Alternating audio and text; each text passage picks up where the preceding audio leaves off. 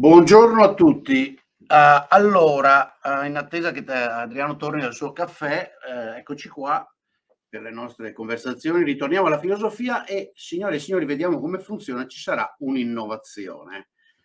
Abbiamo pensato di passare all'inglese. It's going to be a bit with an Italian accent, però passare all'inglese perché su alcuni temi, tipo quello di oggi, a noi sembra che forse utilizzare l'inglese possa far girare il dibattito un po' di più e quindi uscire un po' dai ristretti confini nazionali. Vediamo se funziona, se lo trovate particolarmente ostico e se non c'è interesse da English speakers, we'll switch back to Italian. Ci sono i sottotitoli, troverò la maniera per attivare i sottotitoli su YouTube e quindi questo dovrebbe aiutare. Ok, so Adriano is here. He's got his cup of coffee. Adriano is here with a cup of coffee. Good morning, sir. Just a word of caution. The main caveat is that my English is hybrid, because when I started speaking English, which was my fourth language, I was speaking like an English person, meaning British received accent. Then I spent a long time in the US, so it's a bit mixed. It's an unstable. I'm even now not convinced that there is a schedule or a schedule and so on and so forth. Not important. The issue is the collapse of Mr. Bankman-Fried, who is the resident. The issue is the philosophical theory underlying that. So let's not get into the philosophical theory underlying it. It's not so difficult, and we have done it in Italian, so there will be quite a range of overlapping. There is a group of people, rather wide. We are talking about, I mean, in terms of philosophy, very wide, because we are already talking about probably a few thousands. It's not millions of people. All of them are under the ambit and the remit of what is generally called utilitarianism. Utilitarianism is the view that originates a long time ago. The two main sort of writers, the two authors that are constantly cited and discussed and analyzed are Bentham, Jeremy Bentham, and John Stuart Mill, both English, of what now is the United Kingdom, what was the Empire, but never mind. What do they say? They hunt for a way of capturing this idea that some people take to be important for ethics. It's not everybody, but I'm trying to be as sort of unbiased as possible. They think that the issue is to produce some sort of the ontic thing, the kind of thing you ought morally to do something good. And their answer in the sort of moniker, it became also a slogan, is to do the greatest possible good for the greatest possible number of people. In fact, they don't. So far, so good. It doesn't go any farther than the standard utilitarianism. So far, so good. No. Well, am I wrong? No, it's not wrong. Any different from the old utilitarian of late 19th century in England? Sorry. The questions that are open and that are notoriously complicated, and at least Bentham was clearly aware, Mill was obviously aware, because in his essay he actually mentioned this. There is a real question of how you decide what is greatest, because this is a matter of grading. You have to be able to rank. It is better to, and now fill the blank, to get more cheese than duck, or neither one. It's better not to eat and lose weight, or it's better to go and have a great time on a bicycle. So there is a question, but the drive, if you want, is the drive to quantify and be able to tell. The issue that was obviously a real open issue for them, certainly for Mill. Mill was probably one of the first people who focused on women.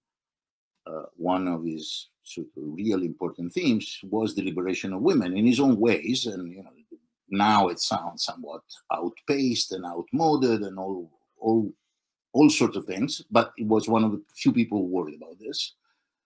Who are the people? That is, who are the recipients of this thing? Okay, so focus on those two things. There is a question of maximizing, and so you have to have some more or less easy to reproduce on a large scale way of quantifying what is good.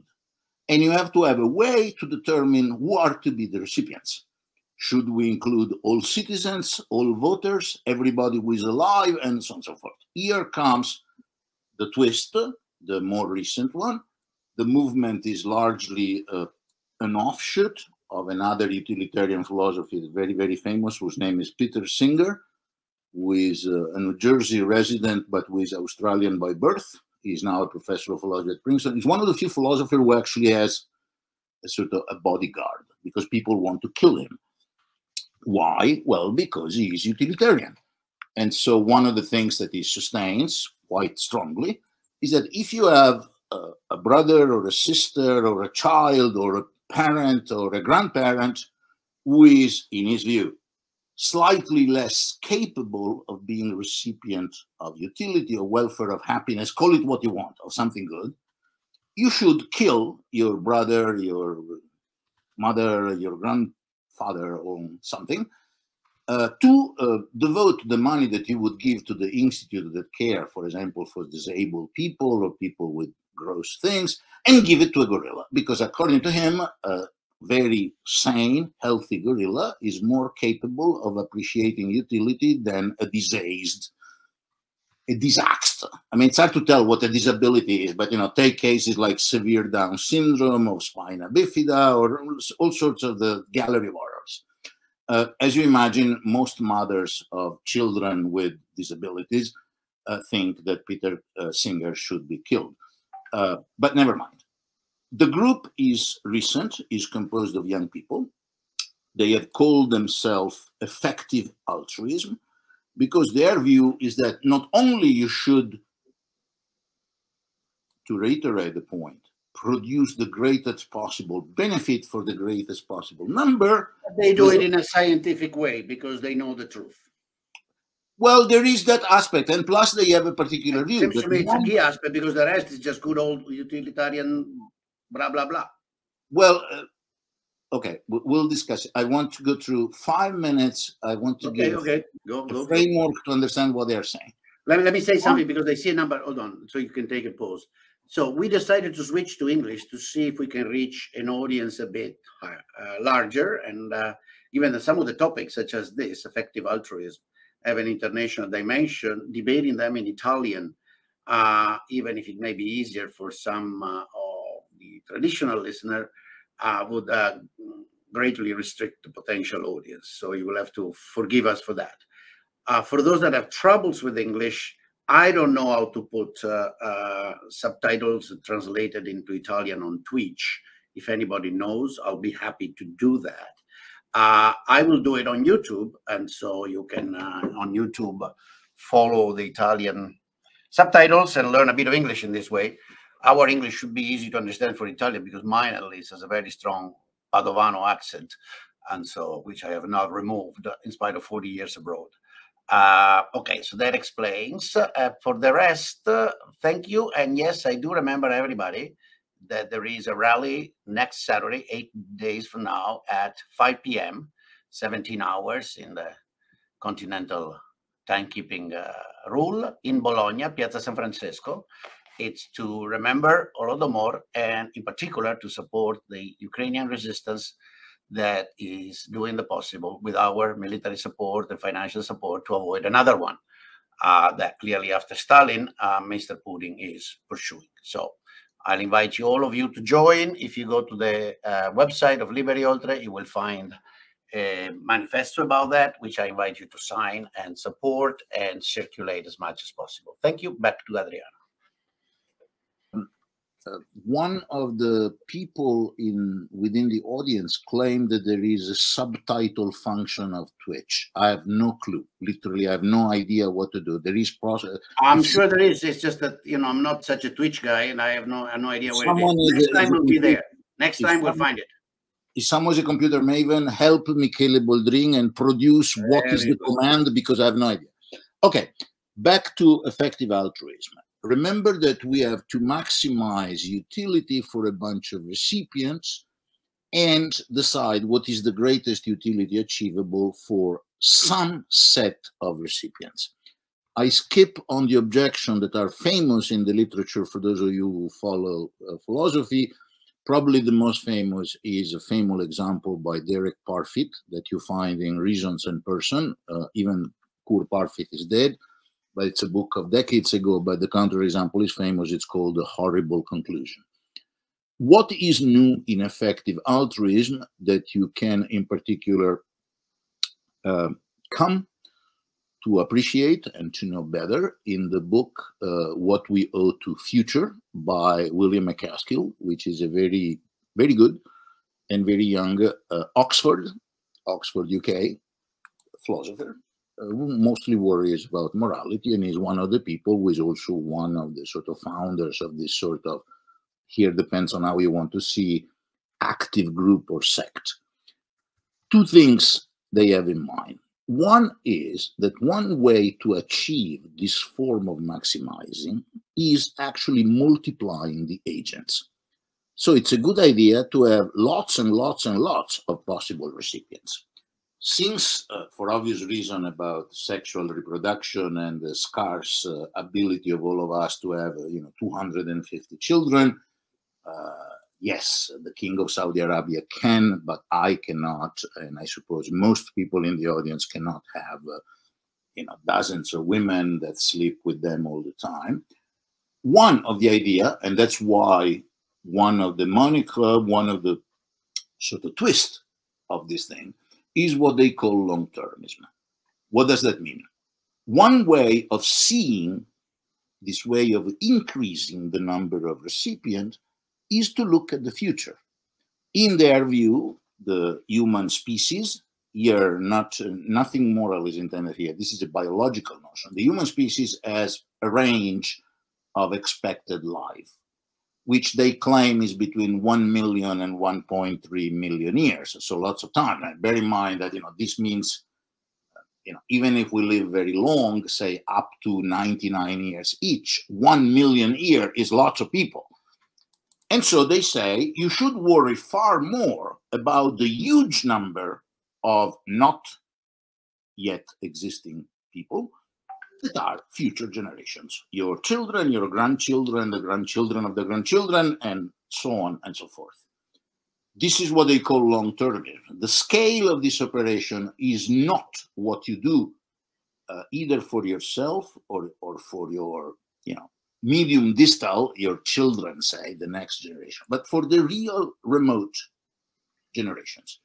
That's why they sort of induce a certain strong emphasis on major things like what they call risk appreciation.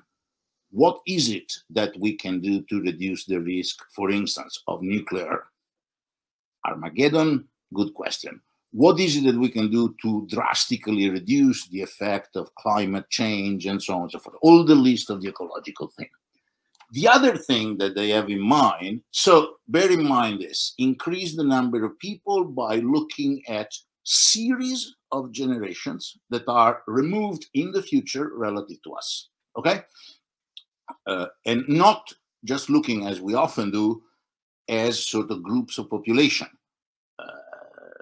So, this is Singer's famous motto, who told you that only humans have certain moral privilege? So who told you that the cow does not suffer, and so on and so forth? That's one of the strings of this thing, is exactly animal welfare, because lots of utilitarians think that it's flatly wrong, morally wrong, to worry about humans if this has an impact on other species that are equally doesn't matter if they are intelligent or anything, if they are equally capable of receiving benefits. The main benefit is not being in pain, okay? So chicken or cows or veal or I don't know, whatever you eat, or pigs, have exactly the same right in their view as your next door neighborhood on the street. Second part of this, and this is the interesting twist, this caught a bit of the zeitgeist. They have the view that you have to be extremely efficient, meaning to them, being, say, a doctor or a nurse that really goes to central Congo and inject people against malaria and against high fever and against Ebola and so forth, that's their story, far less efficient than someone extremely wealthy who could, say, fund or be a donor to a clinic that studies in super high-tech conditions the hunt for resistance, which we do not have as of now, for instance, for a malaria vaccine. And so to them, and this is why Mr. Bankman-Fried was such an enthusiastic follower, the main job is to find extremely highly paid jobs, which is not the case for people who worry about academia. There are very few academics that are paid a lot. It's really a minority. Whereas, for instance, in banking or probably in the financial industry in many respects, certainly in high tech, in the startup and so on and so forth, people make billions. Whereas even if you are a recognized genius in your discipline, no, you don't. There are probably a few exceptions, extremely rare. And so they pushed lots of people, this I know from friends in Oxford, to go into finance and to make money. Why? Because having lots of money allows makes you powerful and efficacious. Makes you powerful in the sense of being more efficient. That is the ability of Palma to be... Well, efficient is all to be predicated. It makes you efficient in your own mind. For the time being, for sure, okay. Making a lot of money makes you more powerful. But certainly their view is that this power can be harnessed to the funding of this operation. So you are an altruist, which is more effective. You shouldn't just aim at having, you know, the I don't know what you like, the Bentley or the Rolls or the yacht or the great house in the Riviera or whatever the hell you like. I don't know what you like.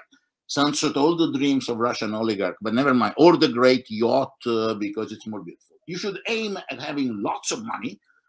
And the case of Mr. Bankman-Fried was of this kind. Bankman-Fried was extremely well supported. This is a US phenomenon because he paid lots of politicians. He just said, you know, you want this, so I select the, I don't know, 12, 20 targets in terms of policy that I would like to be the winner, and I pay you. And some of them are not at all disgusting. So that's people who were more for the right of abortion, because he was a great funder, a great donor to the Democratic Party. That's one of the reasons the situation is.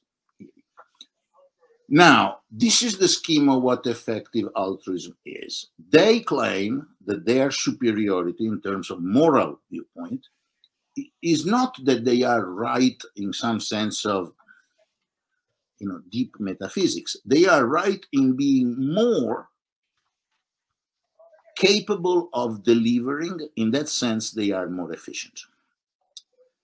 Of course, there is an issue, there is no doubt, there is an issue that has margins of arbitrary selection, what it is that count as doing good to the recipients, because the issue is to maximize the expected utilities of somebody else.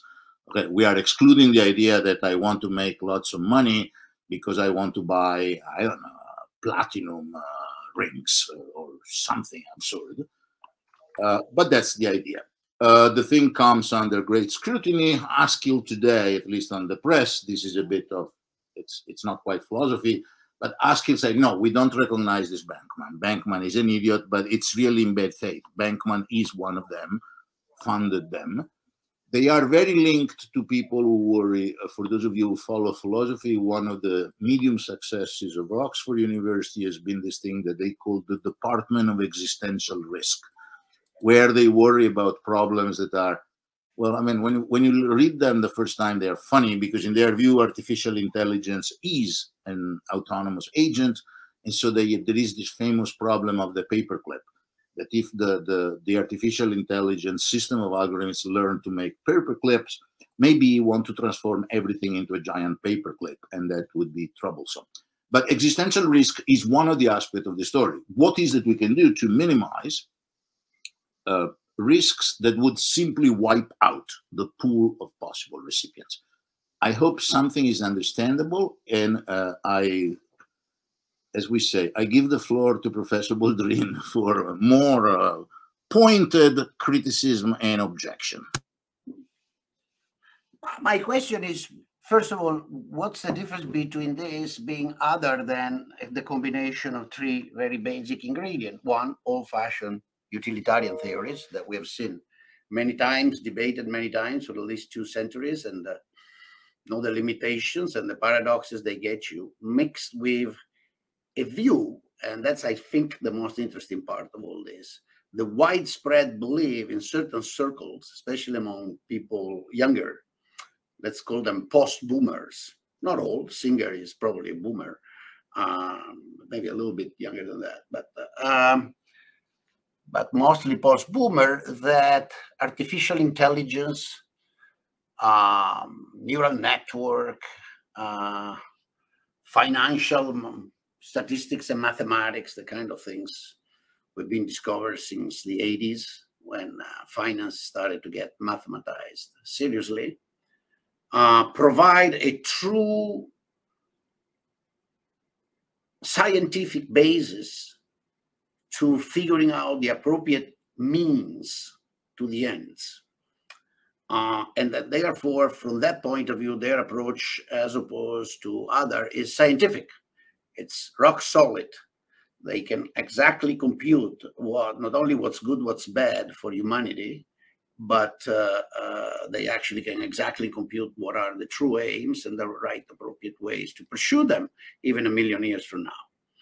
We debated already one interesting part, which is on their side, and I'm thinking of people like this Caroline Ellison, really entertaining type, daughter of 2 MIT economists, should have learned about confidence intervals and increasing uncertainty as you move out in space, the fact that trees, eventually after 10 steps, almost everything can happen, and therefore any statement about not 1 million years from now, but 100 years from now is just gibberish and garbage and just preposterous nonsense, discounting and so on.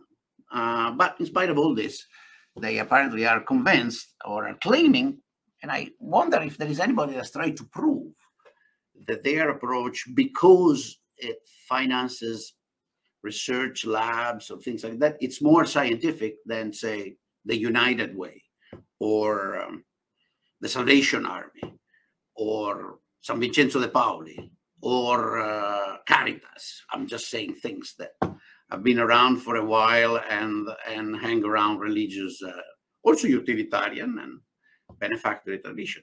And third is this interesting thing that doesn't compute the social cost. That's why this FTX thing is an interesting example, right? Not only because, contrary to what some erroneously say, it's not an exception in the crowd. It seems to be a pattern, and it's, as Diana pointed out, founded on one of the principles: make as much money as possible, because that makes you influential, and then you can be more effective. But the interesting thing is that in order to make money, there are ways of making money in which you add value. That is, you invent something really new, the famous penicillin, or if you want, Windows. And so Bill Gates, which is supposedly more or less close to this movement, which does not surprise me, given Bill Gates' attitude and psychology and personality. At least Bill Gates has produced Windows, though it's not obvious that the social value of Windows and all the consumer surpluses has generated explains Bill Gates and Allen and all the other fortune? It probably does, I think. It probably does. The interesting thing about this character is that it created no value at all. It just redistributed. Because there's a lot of ways in which you can become very rich, very wealthy, by redistributing or appropriating or stealing. They're synonymous in this case. And so this is, I don't know, for the superior good. I'll, in the meanwhile, for the superior good in the future, 1,000,000 years from now, so I finance a lab that will find a way to make people live and prosper on Mars. I'll make sure a few million people today live a miserable life because I steal their money and go bankrupt, and I cheat on them. I would be curious to see the scientific proof that this is actually a maximization of this famous humanity's utility. Then there is the philosophical point, but then you know better than me. Who said, where, that I should care about humanity per se and not the actual humans, the actual Adriano, the actual Samuele, the actual Giovanni, the actual Daniele, and so on and so forth. What is humanity per se to have value, future humanity? What are the spermatozoids or the sperms of futures non-existent human beings? Why should they have moral or ethical value as opposed to taking care of Adriano or Michele? That's a question I've never understood how they answered it, but I guess they have an answer. So that's my view. In other words, I think it's a ton of gibberish. Likely to be a mix of nonsense and inflated intuitions. One of the problems I see with this thing is that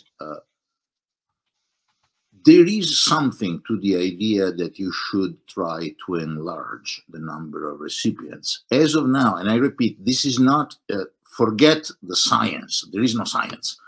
There is no science that says you have to include women in the calculus of who is supposed to be beneficiary or recipient and not somebody else, that you should or not include, for instance, the human fetus. There are lots of people, in 2 American states, that want to give a juridical status, sort of a jurisdictional position to the unborn. There is someone that post-conception has certain rights to be protected, protected also in terms of sanctioned life, so that, you know, abortion turns out to be murder, period, not something else. Now, I don't see what kind of science can make those decisions. However, the idea of these dudes, which is certainly influential, is that one sense in which, and if you don't want to call this scientific progress, I personally don't mind, but up to you. But isn't that essential to their point of view, that the efficacy comes from the fact that the whole thing is rational and scientific? No. What they say is that if you accept certain, call them what you want, prior assumption or even postulates, I don't know if it's general truths, I don't know what you want to say. There is, you know, why should I worry about Michele Boldrin and not about the wall? Well, lots of people have, you know, a sort of kind of very scant stock of intuition. What do you think about walls? Not much. It's easy to die if you bang your head against the wall, but other than that, why? Well, because, and there you come with some sort of mental story. Michele Boldrin is sentient, he's able to appreciate, for instance, pain and pleasure and so on. Yeah, so it boils down to, you know, that's the way it is. Questo lo dice lei. That's the way it is, with a certain sense, which I personally find not so crazy, that this circle tends to expand. And so, you know, we, or at least a large group of people, come to see the testing on dogs of cosmetics, sort of essentially cruelty with no sense whatsoever. Why should the dog suffer? And so, well, the question is, why the dog have certain rights? One of the rights is not to suffer. And I see that. Their view, and this is the part that I find, this is the most interesting. That's where I think economics should play a role. it's exactly this problem. What kind of grip do we have on, let's put it in a sort of blunt way. What kind of grip do we have about worrying about 1.5 million years? Okay. Right. That means 15,000 times, I'm sorry, 15000 times the expected, I mean, I'm being hyper optimistic, the expected lifetime of me. I'm putting my lifetime at 99, which is a stretch of imagination. It's a good number. Let's put 99 is a good number because everything turns around. So every 100. I have a friend of mine right next door, Argentinian. He just came back from Buenos Aires, celebrated the 100th anniversary of his mother, alive and well. And when he I'm said, sure, I mean, there are lots of people. I mean, the mother of the Queen Mother of England, Queen Mary, died 107, apparently in great health. All right. But we got the point. Right. But Adriano, I think there is no economics there. It's just common sense. There is nothing, absolutely nothing relevant about 1.5 million a year from now, or a million, or 100,000, or 10,000, or 1,000. Absolutely nothing. I'm playing devil's advocate. I understand, but I cannot even engage into a debate, because you know better than me that the confidence interval, the uncertainty about humanity, who the hell will be around, what they will look like, whatever, 1,000 years from now, not a million, 1,000, is so large that you have no idea.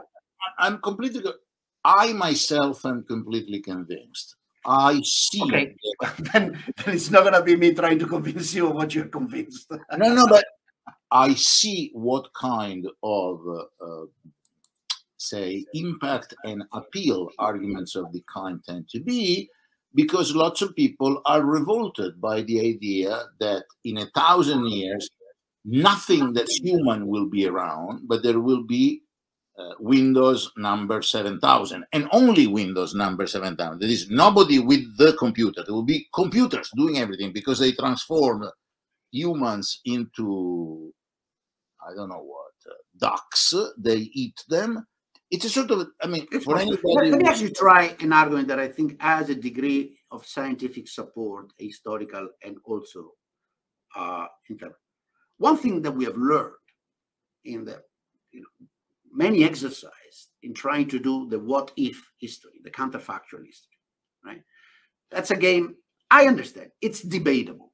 Okay, it's very debatable to do what if history. What if Napoleon that day at Waterloo had figured out what was happening on that whatever side, I forgot, was left or right, where he missed the okay. What if Antony and Cleopatra had less sex and paid more attention to what was happening on the Mediterranean Sea? We can do that. It's doubtful, it's extremely risky, but it does teach us one thing, that the world, the so-called history of humanity, the sequence of events that somehow we order in time, even if we don't know exactly what time is, and we have these doubts from physics about the existence of time and the proper sense of saying ordering. Take all that as granted, but one thing we have learned: there's a lot of path dependence. An enormous amount of path dependence. Sometimes events depend on small perturbation. Forget bullshitting about butterfly effect. They don't know what it is. No, there are just small differences. Sometimes having a little bit better offer, just think at Italy. If Turati and the Socialist Party was less extreme, if in Livorno they had not do the breakup of the Socialist Party, creating the Communist Party advocating revolution, if the Allies in Versailles had given Istria to Italy, which at the very end was not such a big deal, then probably the Didi movement and the fascist movement would have had a lot less support, and Italy would have not had to suffer with the dictatorship. May I say that for sure? No, but reasonable people may agree that that's a possible outcome. That if we eliminated those factors that gave the fascist movement so much leeway, so much power, so much appeal to the middle class, maybe we wouldn't have had the Marcia su Roma. Or if Facta had been able to call the army and just block them, whatever, a number of things. But what is all this? So we can go on with the example. But the point is path dependency. Path dependency means that you can affect tomorrow a lot more than you can affect many days after tomorrow. And that doing good now, for example, you really don't want people to become Windows application and be computer and robot, live in the meta and don't talk to each other, don't have a beer together, don't hug each other because they feel repelled by other human beings. Good. Try to work to disseminate certain, let's call them humanistic values or whatever, I'm not saying that certain points of view, certain culture, certain appreciation for art or pasta asciutta or coniglio well cooked or rabbit well cooked or whatever, it doesn't matter. Apple pie. Sure, we're speaking English, so let's do it apple pie. But just do it now. Educate the people now. Convince the poor people not to have so many children because they can't educate them properly and then they turn into criminals with a much higher probability than when they get educated, and so on and so forth. So if you really want to be scientific about the future, try to affect current well-being of humans now.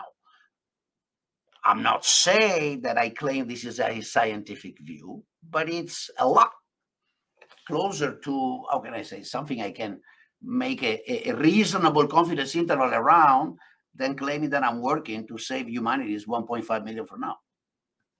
I myself have no problem with any of this. In fact, I'm even on this channel, I've pleaded for not having children at all. Which is my case is really sort of. I'm the most. Let's make it clear. I'm not advocating this as my personal idea. I'm just saying it's a much more reasonable approach to. No, I agree. I think I myself would say that. To cast this sort of forms of discussion as scientific is literally horse shit. In the following sense, it's not clear what the rules of the game are. I myself am of the view that in ethics we should mostly be silent, as I try to mention, not in English, but I can redo it in several languages. That's easy to me. Lots of people disagree and think that, in fact, there is a substantial body of moral theories that have to be assessed and checked. I don't think there is any science. I myself am of the view, and this is really commonsensical, it's not a theory in economics, the degree of uncertainty is so bloody fast, but not for stupid reasons. I mean, I can die, tomorrow morning. And it's not a great discovery. I just know. I mean, I hope not personally, but I have no way of telling you that tomorrow morning I am alive. Hence, the worries of doing something good now and not getting a PhD in finance at Stanford and MIT and Carnegie Mellon and so on and so forth seems to me a bit a great convenience and also self-serving move. There is also an issue that I posed to Michele and everybody got on my nerves. I think there is also sort of platonic ingenuity in all these things. And once we generate this little subset of individuals who are incredibly smart with an IQ of 197, who have all the sort of right education, who speaks 19 languages, who can live in a villa in the Bahamas and do everything on a tablet and a portable telephone, it seems to me that human nature is such that between 10 and 20% of them will be crooks, but just crooks, will be people who steal and cheat, and they are scum, both, for those of you who don't know English enough, scum, S-C-U-M is one word, S-C-A-M is another word. They are scummer in both sense. Correctly, a friend of mine. Praticamente che sbono, e l'altra vuol dire gente che fa trucchi.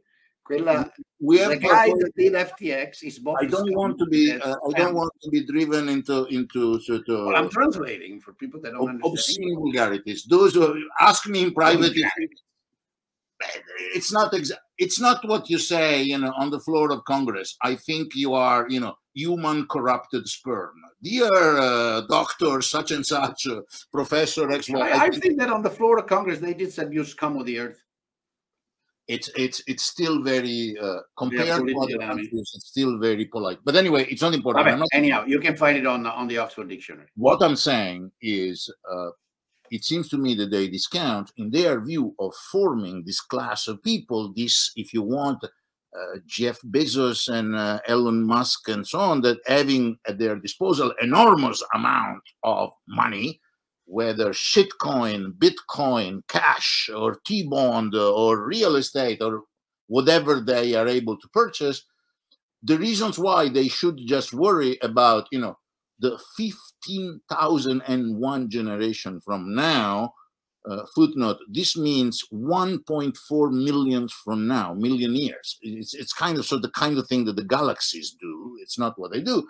Seems to me just unrealistic. People are not this kind of thing. People, humans. If they are really replaced by Windows number 15,000, this seems to me the typical thing that excites a lot adolescents with lots of testosterone. They watch, the films, what is the name of the guy? The Terminator, where a cast of machine runs the world, and they have to somehow re-engineer the future to change the past, to avoid that the mother who is in fact pregnant of the one that would be the leader of the revolution. I mean, what's the story? It's Arnold Schwarzenegger. Exactly. I think it's a fascination of this kind. I'm Can I interrupt you, because I'm really psychological. Why do you think? I mean, most of these observations, including the one you just made, right, and those I made before, are fairly simple to make, and they're essentially all probabilistic, right? And they say, look, the statement you make, the supposed aim you set yourself to reach, to pursue, is so complex and depends on so many factors and requires such a level of information on private life that it's essentially unreachable for a pure statistical reason, for a probabilistic reason. In the same way that for pure probabilistic reason, trying to forecast how humans are going to be and what they're going to like 1,000 years from now is just empty gibberish, good for very late night drunk conversation. Now, these people are all fairly technically capable, at least those that I have information about. See, for example, the group around Gates, the Ellison, this character that managed, that was the head of FTX, and other, they must understand uncertainty, decision tree, probability, multiplication of 0.01 times 0.01 is a very small number, and so on and so forth. How can they possibly not understand how complex is a network and so on? They seem to abstract completely from that. They seem to remove this aspect. I am, and perhaps here I have to show more of my color, I'm a pessimist on this. I think many of those people, not all of them, but many of those people just don't get it. They lack what classical philosophers call practical wisdom, which is something that is not actually achieved by PhDs in calculation. That the sort of the Terminator scenario is essentially good to eat popcorn and watch the movie, which is perfectly fine, should be clear to everybody. I want to expose why, but if you want, there is a super technical reason that came to me the first time I watched Terminator, but never mind. Nothing. No, it's very simple. If the machines are constantly doing that, who the hell is producing electricity for the machines? Because it's not clear. There is an energy question. I mean, either they have broken thermodynamics and the machines are sort of breaking physical laws, not moral, none of the sophisticated stuff. Magic is happening. Exactly. There is a lot of magic. There was a listener before that made a reference to science fiction, in fact. Now I lost it because it was a while ago and I read it a bit in a hurry. But I think he had a point. He said, these guys are taking some Asimov and thought that the foundation could be something possible or even desirable to create, and not the mess that Asimov actually depicted. Yeah, but look, I mean, I'm actually, in some cases, I find science fiction very interesting. Because it's entertaining. Yeah, no. I also think it's interesting to look at it because it's a thing that I always notice. If you look 2001: A Space Odyssey by Stanley Kubrick, all sorts of things happen. That everybody goes for a short trip to the moon. Saturday I'm on the moon, but Monday afternoon I'm here. Whereas, and everybody can take sort of vacation on Mars, look at these great monuments as if you take vacations, I don't know where, in London, and see the National Gallery. Whereas, interestingly enough, the computer is the size of a skyscraper. No one actually thought that there was a thing which was a chip.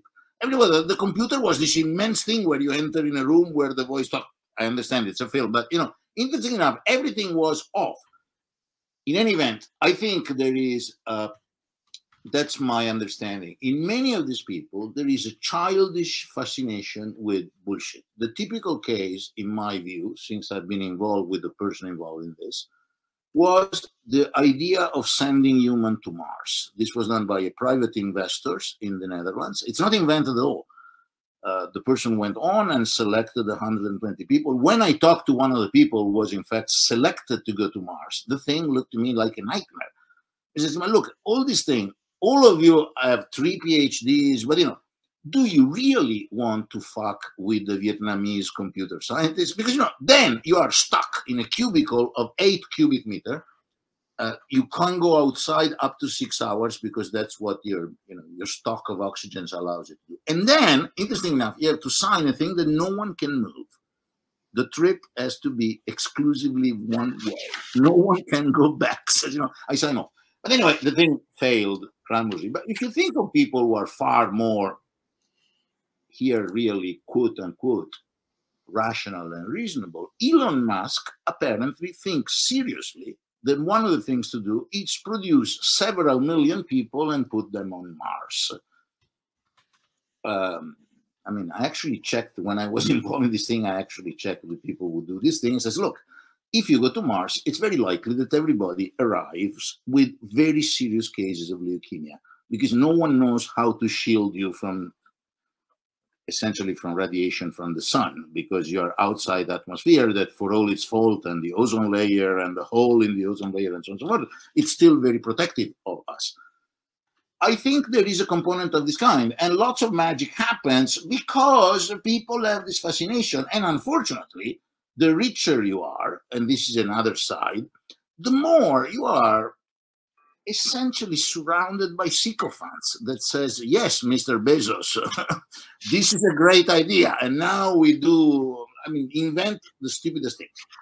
I see that the thing is sort of, it's a toss-off. It's a toss-off between benefits and doubts. I mean, the divorced woman, she's doubly divorced, but still from the marriage with Jeff Bezos, she got, you know, some astronomical amount of money. Seems to be a great honor to great causes. You know, she picks up communities where there are children who are undernourished, and she said, everybody will have 3 meals a day from now until the age of 19. And to which, frankly, hats off. She does it in a completely individual way. It's not a mafia, it's not an organization, but it's exactly like United Way or the United Jewish Appeal, or in Italy, San Vincenzo de Paoli. These people who think that there is a moral imperative to aid the sick and the poor and so on, and she does it. The more futuristic view, this long-term, is that we have to worry about the existential risk. I think actually the existential risk of artificial intelligence is extremely limited personally, but I admit that it's debatable. But whether this should be the center of our concerns, I remain skeptical. How do you defeat this? I agree on this with Michele. It's not a scientific proof. It's not that I can give you a sort of theorem-making machine that shows that you should not be utilitarian. I think there are serious counter-arguments to utilitarianism. I think they are solid, but they are arguments. They are not, as it were, knockdown proofs. They are arguments. There are things that you have. Yeah, no ethical argument is. My point was not about utilitarianism. I mean, it's been around for a long time, and we know the pros, the cons, and we know that in this type of debate, it's very hard to have the silver bullet, right? Either one way or another, to either come up with a theory that convinces everybody. My point was about the noise, the gigantic noise about this particular fashionable thing, and the fact that it's nothing from a logical point of view, but old utilitarian theory with the addition I said before, that where there is no novelty, there is no novelty. either logical or in I terms agree, of but I mean, content. I don't see where the novelty is. I fail to see it. I Other agree. than the statement, I'm the true scientist. I know what's good. I know the way it works. I can do the calculation.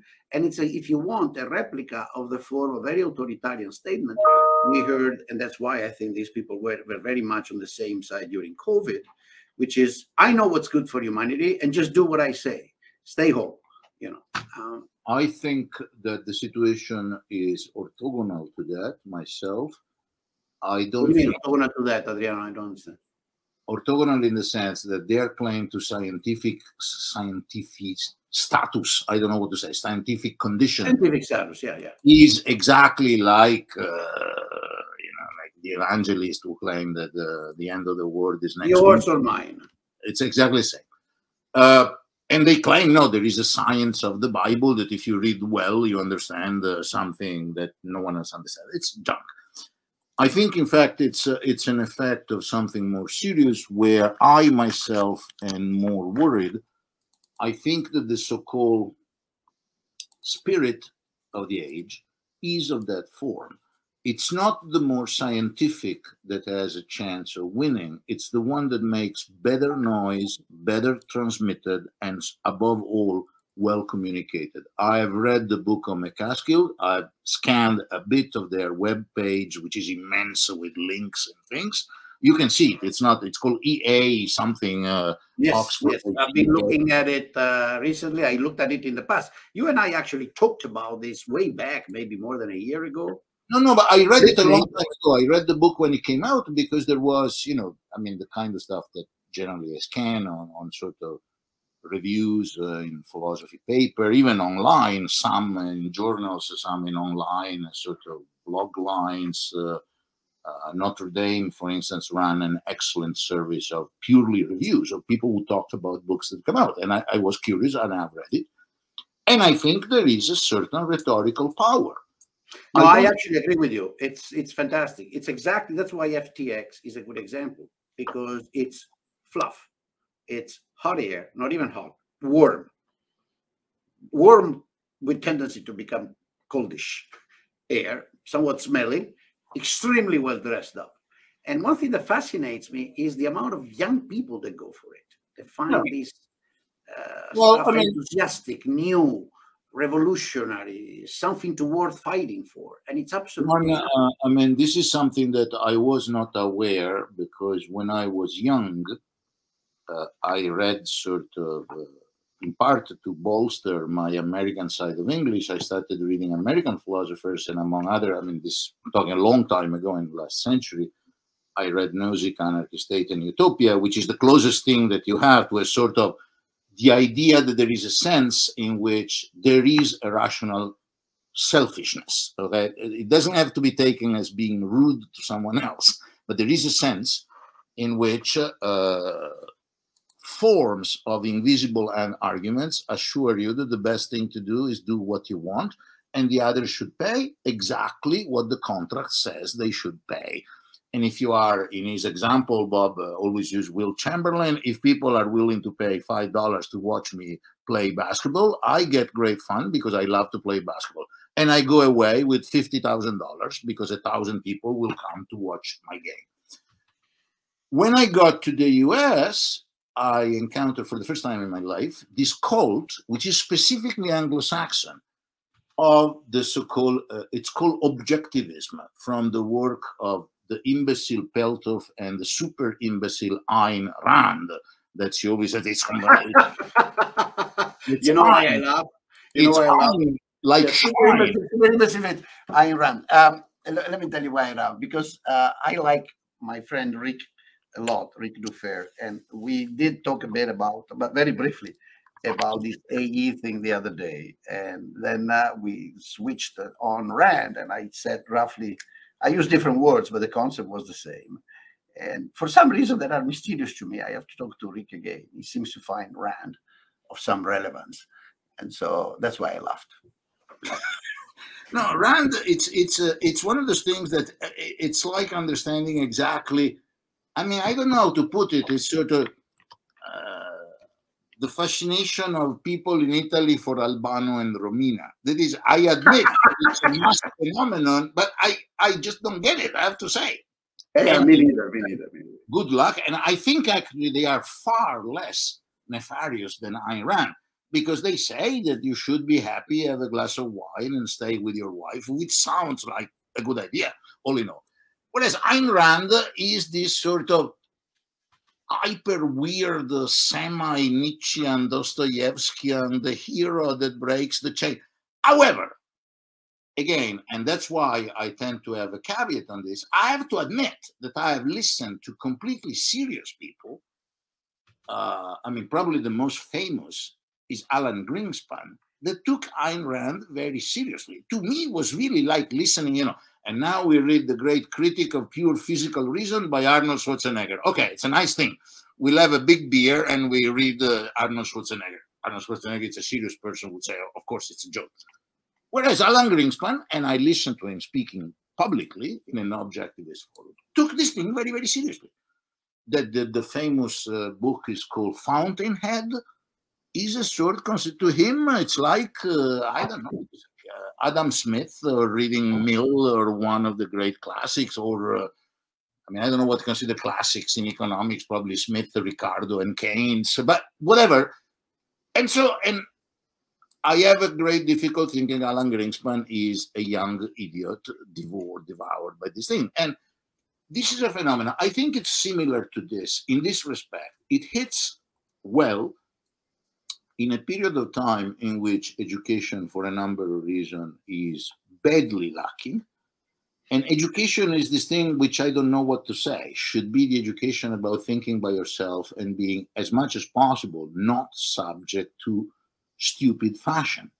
President Obama, I think, had always a wise advice, which is first thing is don't do stupid shit. Quitting your job to become a great financier, and I repeat, with the risk that you corrupt your soul in the process, which is not minimal. I've never seen any of this theory telling me why we should assume from Plato on. I'm not particularly hitting on McCaskill, but you know, once you tell people get rich, be aware that there is a group of people, its extent is variable, that will take this as go bang the head of Boldrin and take his watch and his wallet and if you can his car or more, which people do. When they are very sophisticated, they become like Enron, they become like Madoff, probably people remember Stephen Madoff. They become Vanamarchi, that is people who sells you, you know, the perfect dishwasher, whatever it is, it doesn't really matter. They become scammer of the worst kind. Scammer of the world. And I think this is something that they don't want. I have the impression, on a sort of slightly more optimistic note, that maybe this FTX great scandal, in particular if it goes to court, will dampen a lot. Because even Financial Times today, which I generally trust on this sort of shit, they were saying, McCaskill was interviewed on the telephone and says, yeah, our funding is severely constrained now. We don't get as much money as we used to get, you know, 24 months ago or 30 months ago. So I think that a great scandal of this kind, because this Mr. Fried was very explicit. He was an effective altruist. He made money in astronomical quantities and disbursed money to the causes that he felt important, like the Democratic Party, his own pockets, I suppose. But I'm not a judge and I'm not a litigator or an investigator. I have no element to add. But that's the situation. The fascination, I myself believe, is far more a matter of a rhetorical posturing, far more than the claim to science. Because science is, I mean, at least, okay, let's put it in a sort of moderate way. It's far more controversial than the goodness of vaccine. Okay, that there is a way to worry about 1.4 million years from today, that there is a way. This is an existential statement, so you have to tell me what the way is, or even whether there is an approach to, I mean, for instance, avoiding the existential risk of artificial intelligence invading human life and perhaps exterminating the human biosphere and so on and so forth. Well, yeah, but it's exactly like, in that sense, there is a real possibility that Jesus comes back and everything is put together again. There is a sense in which it could be that there is the end of time. It happens in Armageddon. It's a valley near Jordan, where for some reason, and there we will have guarantees, because the dude will separate the good from the bad, and he will forgive a lot. So maybe it's a good idea, but it's exactly the kind of thing. It's not a scientific lens. Another thing, if you wish, it's a faith, it's a hopeful desire, what you want, but it's not the kind of thing. In the case of effective altruism, the science seems to be minuscule. If there is a science, and I'm sure they would find this revolting, is really the science of Gosplan. That is the idea that there is an engineering solution. Exactly. This was an old Soviet utopia. No, I'm very happy you got to the same conclusion. There is exactly a Gosplan, an authoritarian piece. There is a form of new world elite, which is it's very associated to the electronic world, which is understandable. That's where the new money comes. Wonderful things have happened. People feel very powerful. Like in the 80s, Goldman Sachs, they thought they were the master of the universe in the 80s and 90s. And now the master of the universe thinks they are in Mountain View or Silicon Valley or in those places. After Goldman Sachs, it was Lehman Brothers. They thought they were the masters of the universe. Exactly. They made more. There is a huge form of authoritarian thing, because this is actually more solid, because it creates a strange coalition of a subset of scientists. There are, as Adriano said, very active, very vociferous, and very capable of dressing up fluff in a good marketing package that does a great job. Behind it, there is, I don't remember all the names. It was an entire school of engineers and mathematicians that started programming for Gosplan, for the Minister of Plan in the Soviet Union. I'm talking about the 1920s, so literally a century ago, when they started the famous 5-year planning cycles. There was someone who was seriously persuaded that you could decide how many, shoelaces there should be between Vladivostok and Warsaw. Now it sounds like a joke. And this was for the great common good. For the great common good. Well, the hope was that in that sense you could sort of allocate correctly. We said there should be X number of factories that produce shoelaces. You already know that people have either 1 or 2 legs, including mutilated people, but nobody has 3 legs. There are people with 1 and people with 2, and so there should be a way. I think it's in my opinion, it's one of the rare triumphs of serious economic science. The idea that this is impossible. It's not just that there is bad computing, that people made wrong calculation. It's just impossible for a number of reasons. Information does not work that way. I have the sense that many of those people have, I don't know if you have in mind a politically authoritarian solution, but they certainly have in mind a sort of a technocratic re-engineering sphere in which group of people who really know what's going on will allocate better. And this comes the part that to me is almost laughable. It will come better between 1.4 million years. So Adriano, this now, do this, do that, do that. Why? Because utility is expected 1.4 million years from now to be on a large number of people. Because at that point we'll have, a population of, 26 billion humans, and there will be lots of utility. There are 26 million people who get benefits. How do you do it? But I think what, at least my view, is that what we should understand better, and I don't, is how this thing becomes so well-oiled with, because you see, many of those things, when I looked at things, Elon Musk, for instance, communicates in 140 characters. Forget Adam Smith, who wrote, a wall of books, good or bad, decide, depend on what you think. The guy is really this kind of thing, and this thing becomes immensely powerful. And that's why I think Ayn Rand is a good thing, because Ayn Rand gives you quick solution. Why you should be for abortion? Because the fetus is not you, so kill him. Why you should this? Because you should be an egoist. I think it's a bit of that kind. I am myself of a generation that's very skeptical of this, but I have also to admit that if anything, and here the we is not the royal we, it's a different thing. We as institution fail to train people in sort of practical intelligence. I'm sure that the two Stanford law professors are an IQ far higher than mine. I'm sure that Mr. Bankman Fry. Don't pretend. No. I mean, I would never get a job at Stanford. No, I'm not. But IQ is not the only aspect. Among other things, if to get a job at Stanford Law School, you better study law. But but I would not get it in the philosophy department. I'm not shocked. It's I know very well where I stand, and I'm quite aware that there are people who are better than me. However, and I'm quite aware that if I have to talk in jail with Bankman Fried about physics, he knows more physics than I do. I'm not being sarcastic. A PhD in physics from MIT is a person who really studied stuff that is inherently difficult, and if he got through, he can't be a complete cretin. However, he's a moral asshole. I'm sorry, it's simplified, but that's the conclusion I have. Now, difficult question. That seems to be a very appropriate conclusion for the specific case and also for the theory underlying it. No, the question that I find difficult is, and when I have certain idea how to teach people to have a better logic, how to prove a theorem, I have ideas that are very precise. I have to admit that how to teach people not to be an asshole, other than exactly Barack Obama, first, don't do stupid shit, I don't know what to say.